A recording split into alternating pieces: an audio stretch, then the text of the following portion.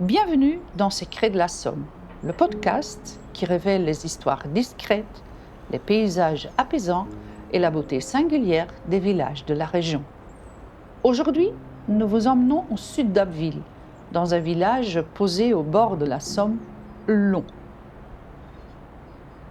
Peut-être êtes-vous arrivé par une route campagne en longeant les méandres de la rivière.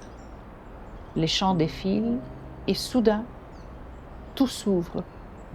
Le paysage s'élargit, le rythme ralentit et le village de Long apparaît, tout en longueur, au bord de l'eau. Long ne cherche pas à en faire trop, il est là, simplement.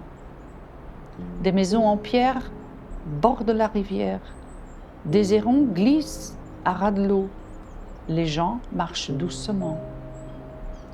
Tout semble se poser ici, vous y compris.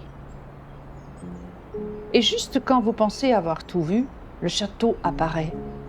Pas une forteresse médiévale, mais un élégant manoir du XIXe siècle, avec ses tours douces, nichées dans la verdure au-dessus de la Somme.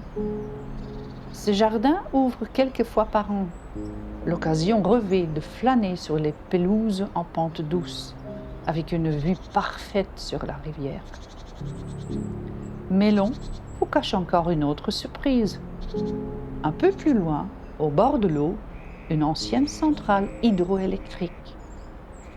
Construite dans les années 1890, elle a permis à Long d'être l'un des premiers villages de France entièrement éclairé à l'électricité.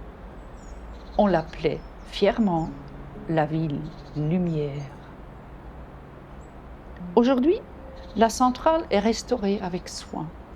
On peut la visiter, découvrir son histoire et comprendre comment l'ingéniosité et la vie locale se sont rencontrées ici bien avant leur temps.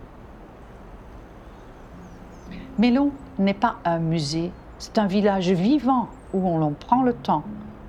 Louez une barque, marchez le long du chemin de halage, suivez un oiseau des yeux ou asseyez-vous simplement et écoutez.